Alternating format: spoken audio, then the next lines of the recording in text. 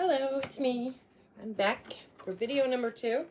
I think everybody's chimed into the group text, almost everybody, and thank you for that. And if you're having trouble finding a book, make sure you can text me directly, or you can send a text back to the group to see. I know several people have gotten books, so maybe they could share where they found theirs. And if you're really having trouble finding a book, please let me know, because I can definitely help you with that. I don't want that to be a barrier to access to being a part of this circle, so just let me know.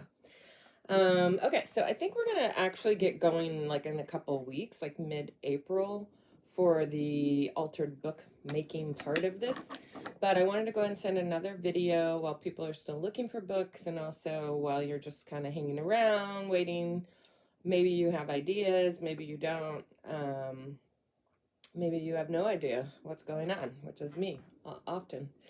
But so one of the things I thought you could be doing in the meantime, if you want to like keep the momentum going or just be ready to hit the ground running when we start altering books, is to think about supplies, and maybe go ahead and picking up some supplies or keeping your eye out for supplies as we're going through the next couple weeks.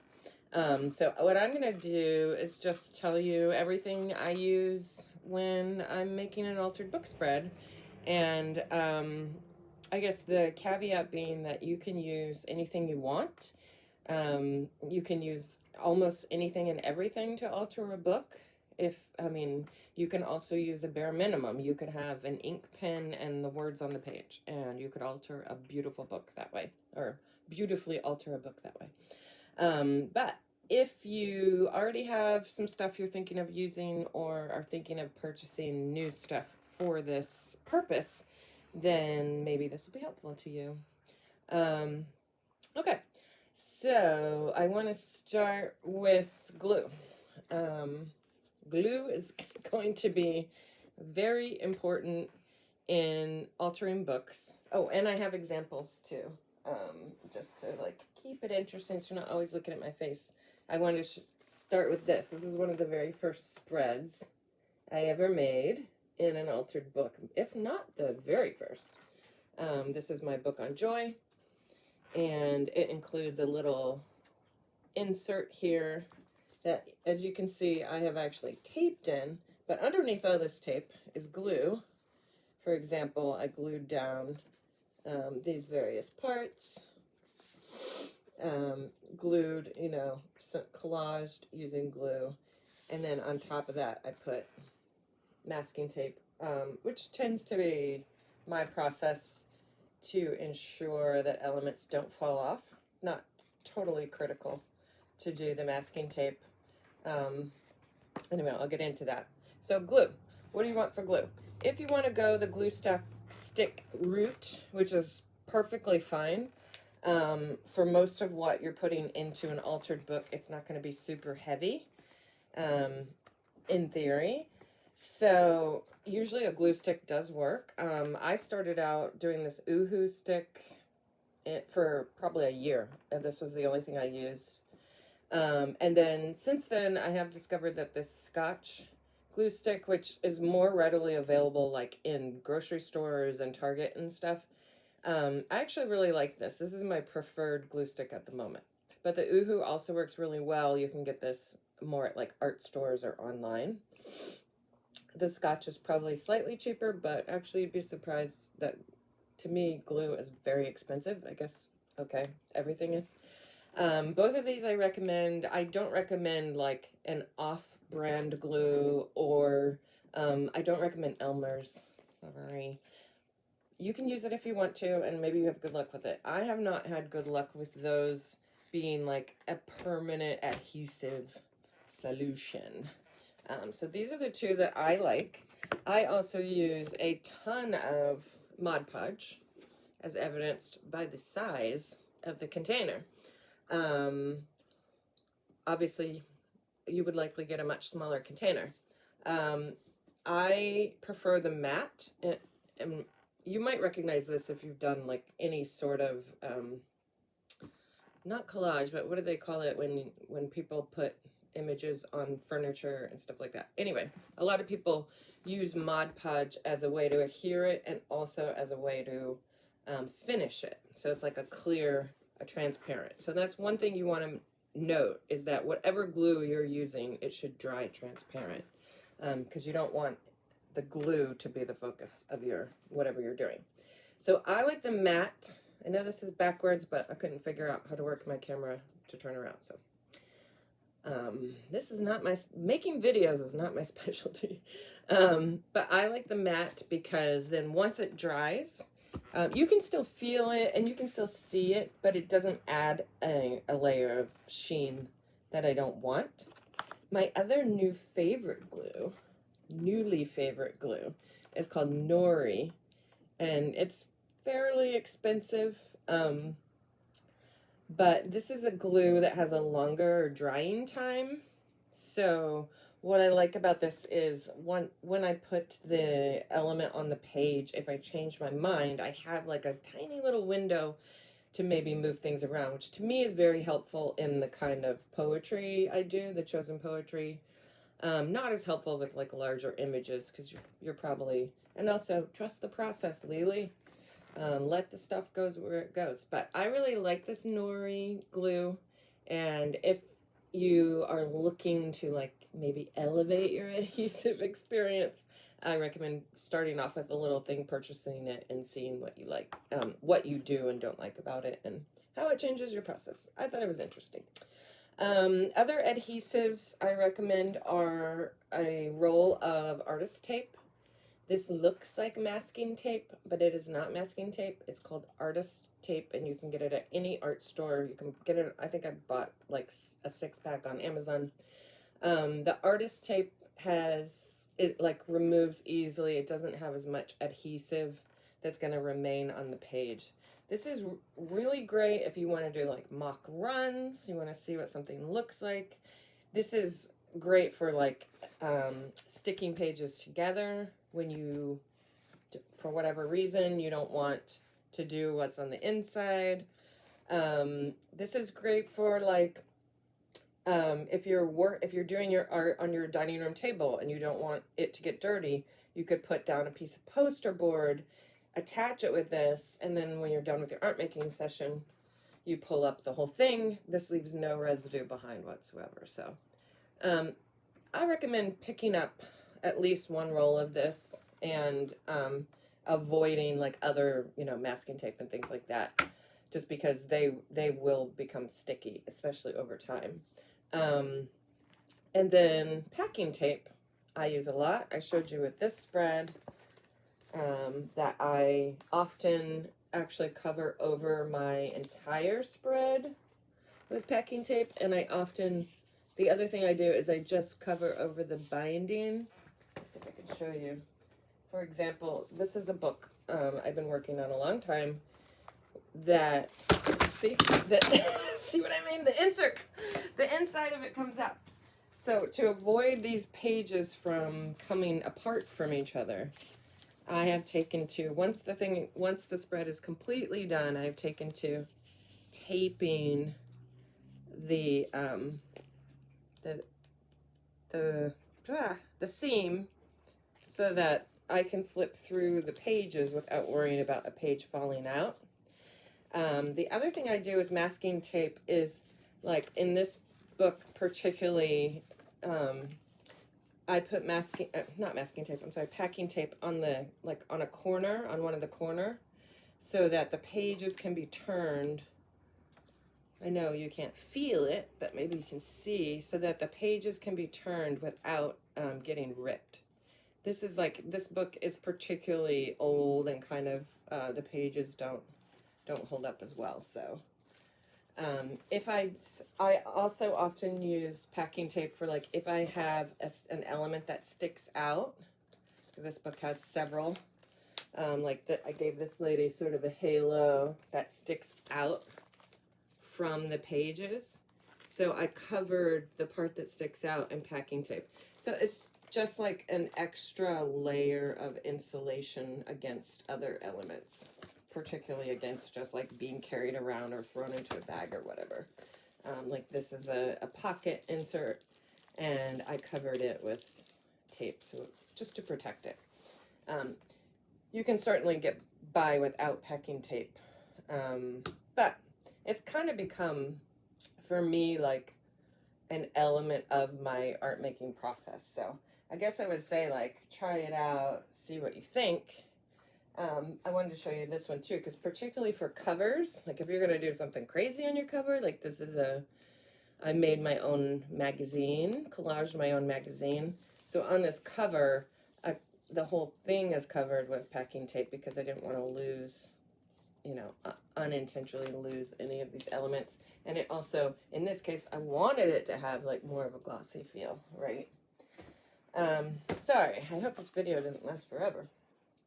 But anyway, that's the adhesives. The other thing with adhesives to note is just that you're going to want like what I call junk paper. Like for example, these two little things came, you know, inside like a thing of sheets I ordered. But it's a little bit thicker than regular copy paper.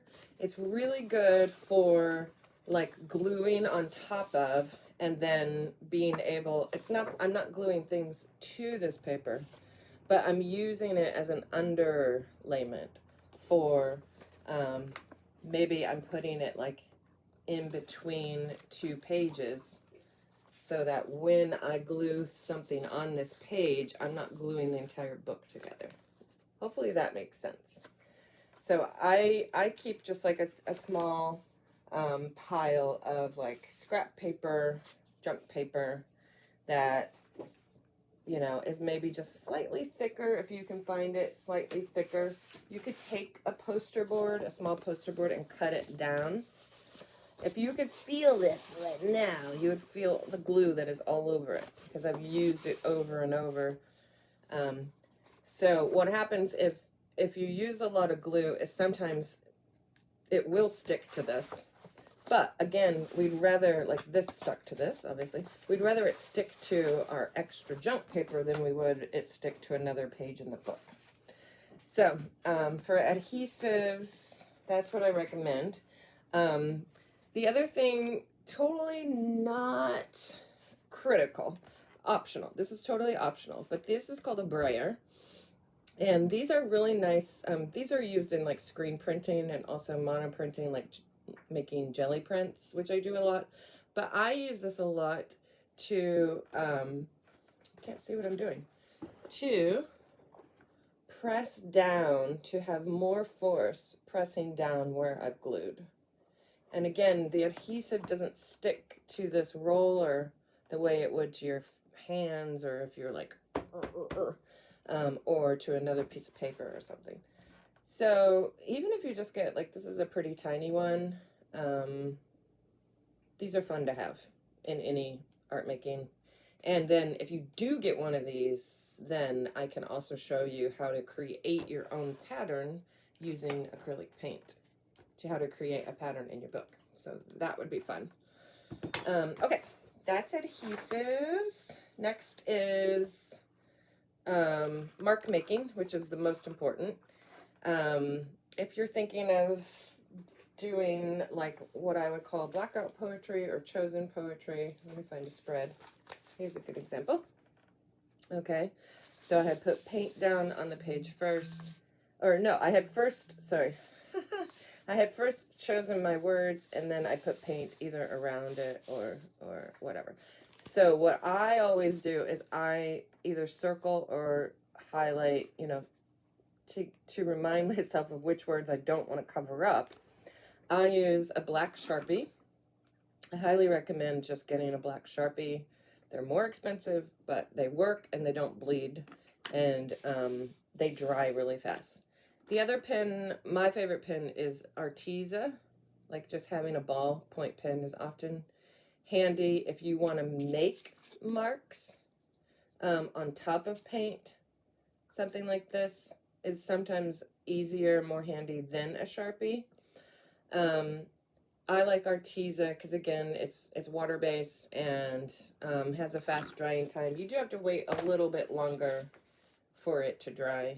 You have to have a little bit more patience, but not as much as like if you're using, you know, some fancy writing pen that's going to smudge when you go over it. Here's another one where I selected the words with the Sharpie first. I often draw arrows too. So I'm selecting the words, I'm putting the paint down, leaving those words separate, and then I'm drawing on top of the paint. You can do all of that with a Sharpie. So that's definitely something I recommend picking up, maybe like a 3 or 4 pack of this. These are fine print. Yeah, ultra fine point Sharpies. And then if you have a favorite ballpoint pen or want to get one, I like Arteza. Other ways to make marks in your book. Literally, the sky is the limit. You can use colored pencils, crayons, acrylics. You can use pastels. So I have a collection of pastels just from like kids had them or whatever in art making kits. These can be really fun. You can use physical paint, acrylic, physical paint. These are so, you do not have to get expensive paint to do altered books. Like these probably cost $1 each. And I just picked up a few colors that I like. You know, get a white, get a black, get a few colors. If you're gonna go this route, like acrylic paint to create color in your book, to create patterns in your book with color, then you're going to want some sort of paintbrush to apply it. So you know, you can get super cheap paintbrushes. You can get paintbrushes for kids. And if you already have paintbrushes lying around, you can use those. What I did is I got like a pack of a variety of sizes that was like student grade. And this was a suggestion of an artist friend of mine. You know, I don't need, like the kind of art I do, I don't need to get like these like super fancy expensive brushes. But I was getting frustrated with the cheap brushes because they were leaving behind like little parts of themselves or wearing out quickly. So I just got like, these are a student, Artist Loft is the brand. They're made for students. And I just got a pack for gluing and then a pack for applying paint. So I try to keep those two separate. And then of course you need a little jar that you can put water in. The nice thing about these glues is if you're using a brush to apply glue and then whatever, the phone rings, you can put this in water and leave it there and come back to it and then just kind of dry it off with your hands or on your clothes and it'll be fine. You'll be able to glue with it again. As long as you stick it in the water, then the glue is not going to like get all clumpy up on the brush. And the same thing with acrylic paints. This is another reason I like acrylic paint. If I need to take a break, I've been painting, I stick this in water, I come back, I can either then fully rinse it out and it's fine, or I can kind of dry it a bit and continue to use it. So, and then of course, everyone's favorite mark making supply for altered books, and myself included, are Posca paint markers. And this isn't the only brand of paint marker out there, and it isn't the cheapest brand of paint marker out there. I don't think it's the most expensive brand of paint marker out there either. But even if you can only get like 1 pack of 6 or something, I recommend Posca. They're the best. That's why. They work. If you've never seen them before, actually I was going to show you. This is a new one I got. They come, you know, you have to load it. So the paint is in here. And then it takes a long time. You have to shake it, shake it, shake it, and do a little, if you've never done this before, you have to like kind of, you know, get the paint to come out once. And then once the paint comes out, then your brush is ready to go and you'll be able to see that it has paint on the tip. This is a cream, so maybe not the best example, but for example, this one's ready to go. It has orange on the tip. These work really well and they last a long time. They are not perfect.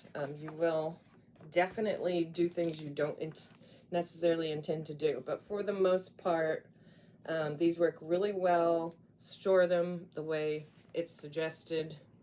I can't remember if it's cap up or cap down. I store mine cap up, but I don't know. And then you can, you know, any spread I show you, basically, anything I'm giving you as an example here with what looks like paint around the pages. This is all done with paint markers. You can apply paint with a paintbrush, obviously, but this is just so much easier for, looking for another page, yeah. I think this was probably applied with a paintbrush. Oh, I remember leaf printing. We should do some of that. So if you see like a whole page, well, no, this looks like a paint marker. But anyway, you can do either one. This is paint markers. So I love them. If I was an influencer, I would want Posca to advertise with me. They're great. They know what they're doing. If you go into an art store, you can like selectively choose colors, or you can just they make packs. You could get like a pack of primary colors or a pack of earth tones or whatever, pack of pastels. The two sizes I recommend, this is like their typical PC5M, 1.8 to 2.5 is the size of the tip. This is perfectly fine, especially for coloring in. Sometimes if you want it a slightly finer, this is the PC3M. And this gives you a little bit more control if you're doing lines or coloring in small spaces. So, highly recommend, if nothing else, you pick up a pack of Posca markers for bookmaking because you'll love them the way that I do. Other ways to make marks, you can use watercolors if that's a medium you're familiar with. I know people who love watercolor and they have applied it to altered books successfully. It's not something I do or am that familiar with. So it sounds kind of like, really, you can do watercolors in a book, but you can. Again, you're going to want your junk paper in between the pages so that no water goes through. But you can totally do it. And I would show you an example, but I didn't get that book out. But you can use watercolors in altered bookmaking if you like. Okay, so other stuff. Cutting. I'm assuming that much of your altered book is either going to be kind of what I've been showing you, which is like decorating the page with paint or other ways to get color and choosing words, or it's going to be collage. And collage is what I now do most often. So I recommend, in that vein, a very good, very sharp pair of scissors that you only use for your art making. So buy yourself a really nice pair of sharp scissors and hide them away from everyone in your household. Do not let them borrow them. The other thing that's useful for collage making are tiny scissors. So if you want to do some like detail cutting out, I find these really helpful. And then maybe an X-Acto knife, depending on how serious you're going to get about your collage making. I've been doing altered books and making collages since before the pandemic, and I just now invested in a nice X-Acto because I want to get like more detailed, precise cutting. Up until now, I've been fine without it, so this is definitely optional. If you get an X-Acto, you're probably going to want to get a cutting pad. So I also just picked this up. Again, not necessarily cheap, but if you find yourself to be a supremely detailed person who's going to be, you know, making these tiny cuts, you're going to want something to make the tiny cuts on top of, and these self-healing cutting mats are really good for that. You can also use like a stack of cardboard or a stack of newspaper, but you probably, unless you have an art table designed for this, you probably don't want to cut into your table. You want to have something underneath it. What else do I have here? I have a ruler, a straight edge or a ruler. Always a good addition. If you can find the little ruler too, sometimes easier for books. I have a knife. I use this to get glue out. I use it to get paint out. I use it as a straight edge. I use it to press stuff down in a book. Comes in handy if you have a knife you're willing to part with. Also like a spoon, sometimes people use for paint or glue. So you could have one of those. Another fun thing is a hole punch, maybe a 3-hole punch, or you can buy individual hole punch. Again, totally not necessary, but very fun. With a hole punch, you can make your own like little patterns. And then this is something that I could glue down, so we'll talk about that near the end of the video with like the final category. Other things, I have binder clips readily available and paper clips readily available. These are often helpful, even big binder clips, depending on the size of your book. They're often helpful just to clip together a few pages so that you have your flat surface. I also use binder clips when I've got something glued on an edge and I want it to stay there. I'll put a binder clip on it. Again, this isn't going to stick to the glue. So then I come back 5-10 minutes later, take the binder clip off, and my glue has worked. What else? I went over everything. I went over brushes. This is, again, optional. Maybe you have it laid around if you do other art, but gesso is, and you can get a much smaller, you don't have to get this much, but if you get a small thing of gesso, if you get to the place where you want to make a spread in a book and you don't care what's in the background, you just want to cover all that up, then gesso is a really good first layer. You put gesso down and it's like a matte but much lighter version of paint, and that gives you basically a blank surface to work with. And gesso is also we often use it for doing covers or inside covers. So again, it's optional, but if you already have it or are at the art store and you see a little thing of it, you could pick that up.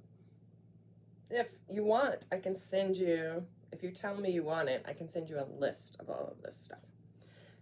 Okay, I think we're to the most exciting part of what you would need for Altered Book, which is the ephemera. So again, if you think you're going to be making collages or you're going to be incorporating collage elements to an Altered Book page, which is mostly what I do, then, for example, here's a page that has paint and collage words. I keep losing stuff out of this book. So if you're thinking along these lines where you want to make spreads that include other visual elements, okay, then you're going to need the elements, right? So you can obviously create your own elements that you add into a book. And for that, you would need like a nicer paper, like an art making paper, and your paint pens or your paint, or like this with some paint. And I can show you how to create, for example, your own monoprint, something like this. So I could then take this, cut it up, and use it as a collage element. Or, alternatively, if you're not making the element yourself, you're finding it, right? So found collage elements often come from magazines. I got this stack I wanted to show you. I went to a neighboring town's library. They had a magazine exchange, free magazine exchange, and I got all of these, a National Geographic, an Architectural Digest. I got this cool one with Jackie O on the front. Whatever this is, we don't even know. I haven't looked at it yet. So anytime I get a chance to get anything for free, I do it. Maybe you see a box on the side of the road that has magazines. just grab a couple. Magazines aren't just good for the images. I mean, the images are the obvious thing, but I use tons of words from magazines.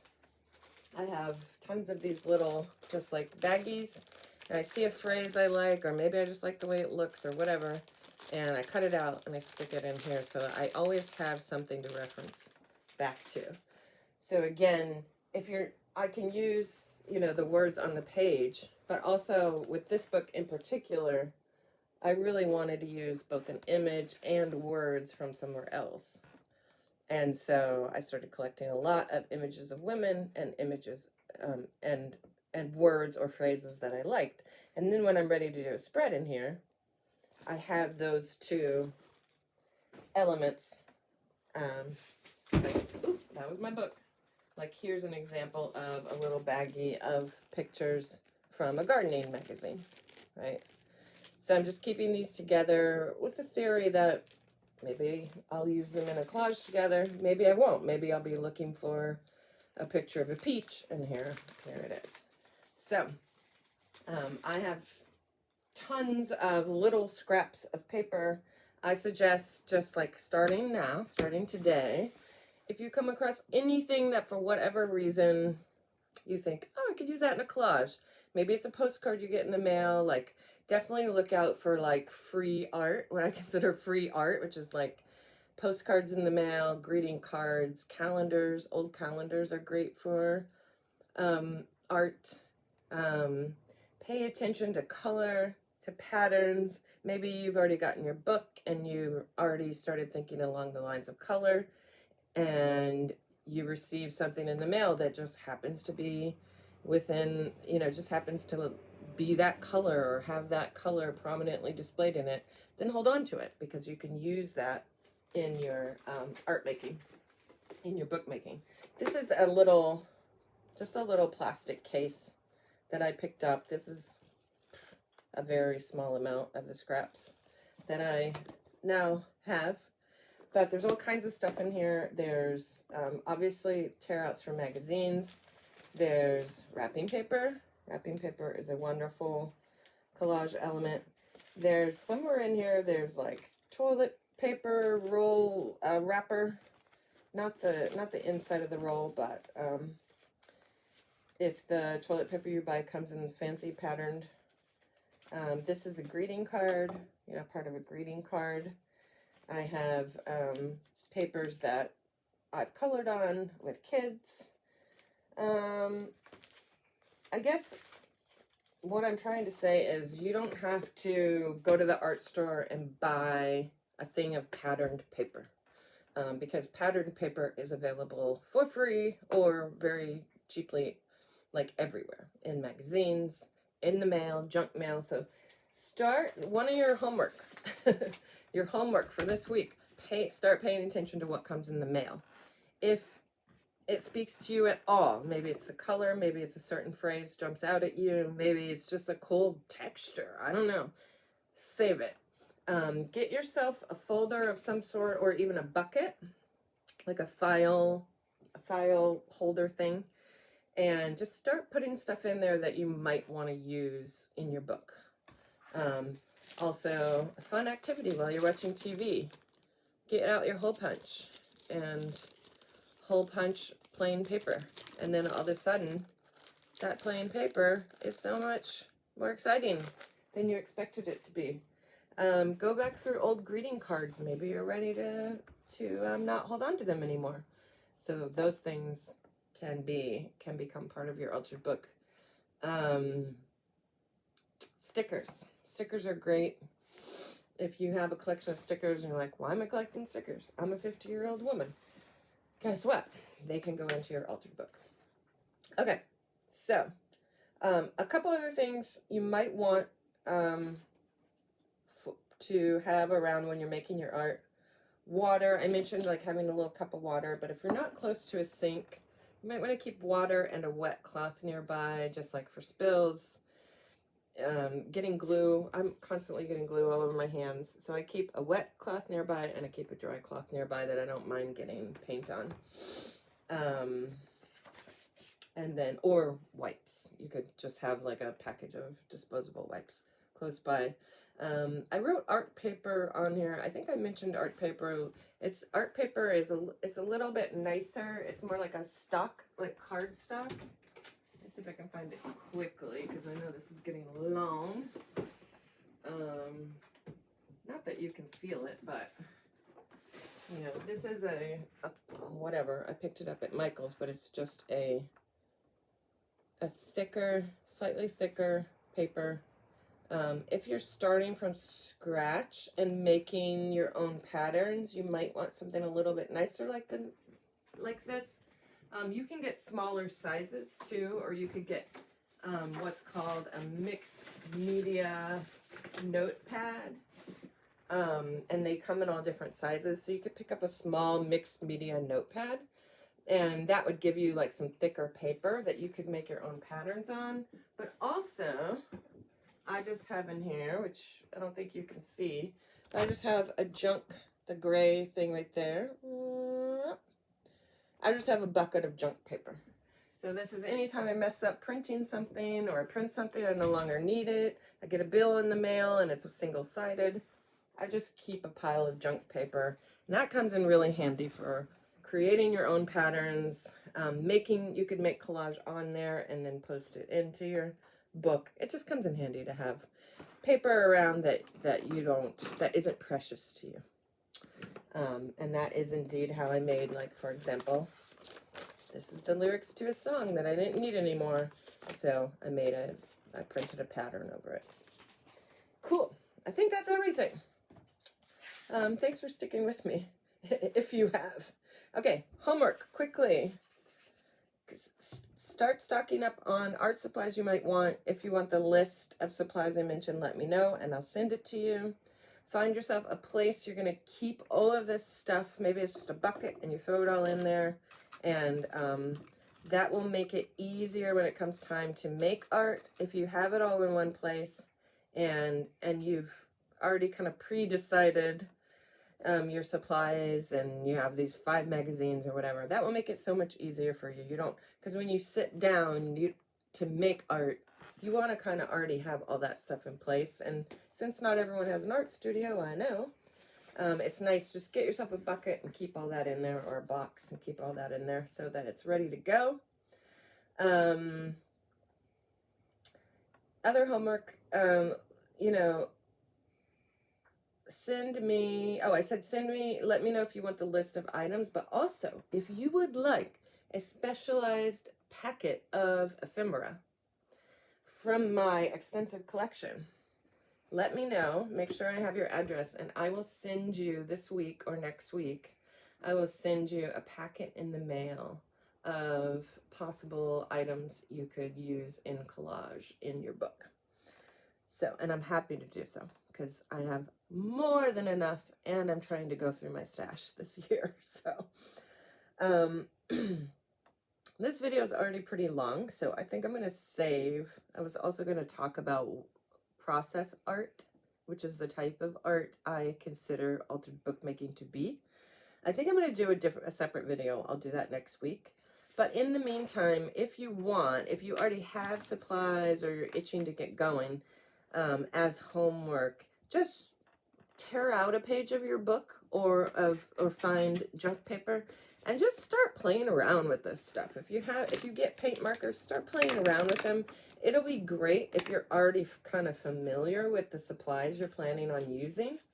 When's the last time you made a collage? If you haven't made a collage in a very long time, like since high school, then make a collage. Get a magazine, get a junk piece of paper, get yourself a nice glue stick, and make a collage and see what happens. So that'll kind of, let's start getting into the headspace of making art, even though we're not specifically applying it to our books yet. Feel free to tear out a page of your book and do something with it. Because like I said, we're going to be tearing pages out anyway. You're not going to need all the pages of your book. So that's a good way to start using your supplies, getting in that habit, and also start getting to know the language of your book. And then finally, if you want to, you could start thinking about and making a list of like, what are the restrictions I would want to put in place for other people? Because remember, this is a circle. We're going to be mailing our books to other people. So what are the restrictions I might put in place for other people who are going to create in this book? What are my intentions for the book? And then like maybe start thinking about a color palette if that's something you think you're going to incorporate into the restrictions. It doesn't have to be. But restrictions are good, and they actually, again, art making can be overwhelming. So, and I'll do a video on that too. So your next couple videos, I'll do process art, and then I'll do how to actually get going with the book, which will include restrictions, color palette, all of that stuff, theme.